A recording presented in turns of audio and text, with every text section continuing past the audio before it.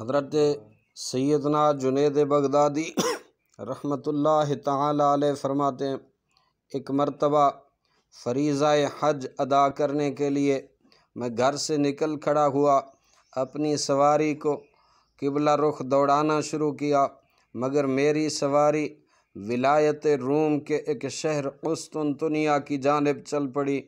میں نے اسے کعبہ معظمہ کی جانب لے جانے کی بڑی کوشش کی، مگر وہ قسطنطنیہ کی جانب بڑھتی رہی، یہاں تک کہ میں قسطنطنیہ پہنچ گیا۔ وہاں لوگوں کے ایک جمع غفیر پر میری نظر پڑی جو ایک دوسرے سے محو کلام تھے۔ میں نے بعض لوگوں سے صورتحال معلوم کی تو انہوں نے جواب دیا کہ ہمارے بادشاہ کی لڑکی پر دیوانگی کا دورہ پڑا ہے اور کسی طبیب کی تلاش کی جا رہی ہے۔ میں نے کہا میں اس لڑکی کا علاج کروں گا۔ وہ لوگ مجھے شاہی محل میں لے گئے۔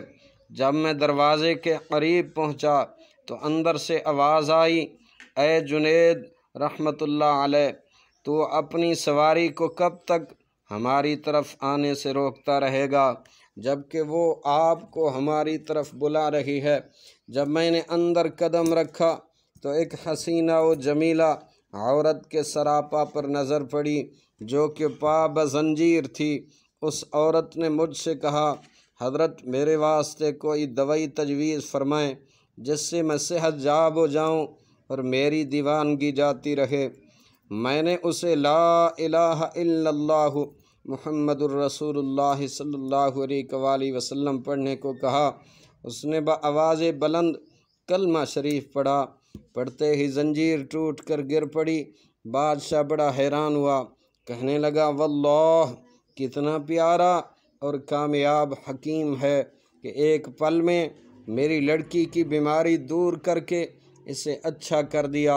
میں نے بادشاہ سے کہا کہ تم بھی کلمہ شریف پڑھ لو، تمہارے دل سے کفر کی بیماری ختم ہو جائے گی۔ اس نے کلمہ شریف پڑھا اور مسلمان ہو گیا۔ کلمہ شریف کا یہ کمال دیکھ کر بہت سے لوگ کثیر تعداد میں حلقہ بگوش اسلام ہو گئے۔